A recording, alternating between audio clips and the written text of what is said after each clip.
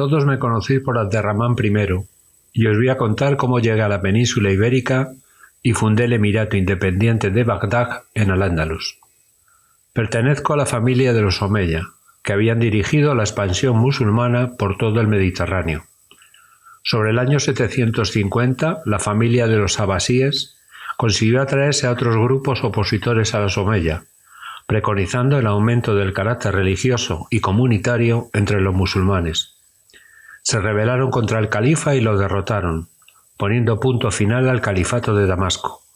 A partir de entonces se llamará Califato de Bagdad. El primer califa abasí, Al-Safad, llamado el derramador de sangre por preparar matanzas de ganado para entretener a sus huéspedes, justificó su apodo dedicándose a matar o mutilar a cuantos omeyas encontraba en su camino. De su venganza no escaparían ni los muertos, profanando tumbas de los omeyas en Siria y sus restos siendo mutilados y quemados, además de masacrar a todos los miembros masculinos vivos.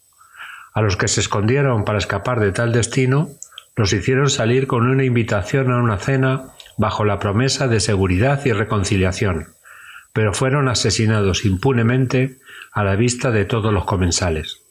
Yo me salvé, junto con mis 3 hermanos, mi hijo y un sirviente, porque estábamos en el palacio de mi abuelo en Siria.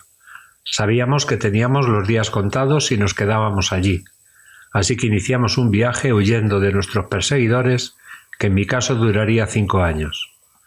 Dejamos a mis hermanas y a mi hijo a cargo de los beduinos del desierto, y los demás marchamos al exilio. Mi hermano fue capturado y asesinado cuando cruzábamos el río Éufrates. Permanecimos escondidos en territorio egipcio unos días, y de allí marchamos a una ciudad de Libia y luego a Ifriquilla, donde su gobernador era leal a los omeyas, pero tuvimos que salir por piernas porque el gobernador dio orden de captura por miedo a las represalias de los abasíes. Entonces decidí ir al Magreb en busca de refugio, pero nadie me lo concedió por miedo a la nueva autoridad de Bagdad. Así que, casi como último recurso, me dirigí a la tierra natal de mi madre, una cautiva berberisca perteneciente a los Nafza, en el norte de Marruecos. Al poco tiempo me dijeron que tenía que marcharme. Cuando todo parecía perdido, me llegaron noticias de que en Al-Ándalus las cosas estaban revueltas, y pensé que tenía una oportunidad en aquel territorio. Durante mi viaje en Al-Ándalus se reanudó el enfrentamiento entre caisíes y yemeníes. Estos últimos contaban con la alianza de bereberes y muladíes. En el 755 me encontraba en Ceuta, y mandé un emisario ofertando mi ayuda a los caisíes. Aunque en un primer momento aceptaron mi oferta, posteriormente cambiarían de opinión. Como veía que no me contestaban, en agosto desembarqué en Almuñécar, aprovechando que el gobernador andalusí estaba en la marca superior sofocando una revuelta pro-abasí. Fui bien recibido, aunque no me conocían, y convencí a sirios, bereberes, muladíes y yemeníes de unirse a mí, siguiendo una política de tolerancia tanto religiosa como étnica y cultural. El gobernador de Córdoba, viendo cercana su derrota ante el ejército que había formado, me envió mensajeros ofreciéndome tierras y dignidades, e incluso me ofreció la mano de una de sus hijas.